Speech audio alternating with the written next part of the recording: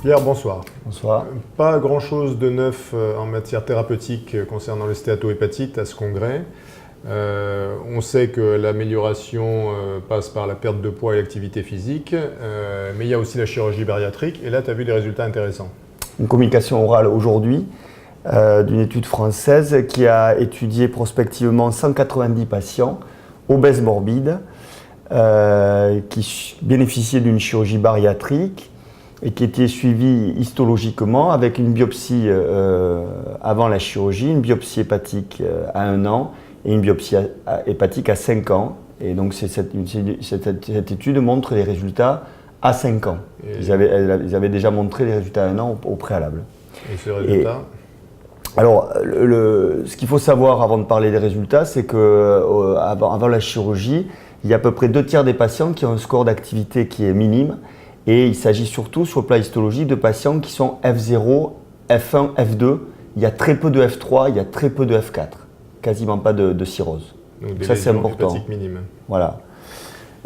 Pour ce qui est des résultats, le premier résultat, c'est qu'il y a amélioration des paramètres biochimiques, des paramètres cliniques et du syndrome dysmétabolique qui est significative à 1 an et qui se maintient à 5 ans. Et en termes histologiques, des résultats excellents puisqu'il y a 85% d'amélioration des lésions de Nash à 1 an et cette amélioration se maintient à 5 ans. Et il en est de même pour la fibrose qui s'améliore significativement à 1 an et qui se maintient à 5 ans. Et les patients qui n'améliorent pas leur fibrose ont des caractéristiques particulières ? Alors, il y a 3 facteurs qui ressortent avant tout, pour ceux qui sont moins bons répondeurs en termes de fibrose.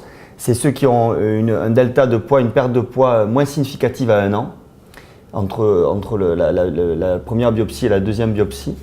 C'est ceux qui ont un score OMA, donc un syndrome dysmétabolique haut, et ceux qui ont un score NAS, un score d'activité qui est plus élevé au départ. Et la conclusion des auteurs alors ?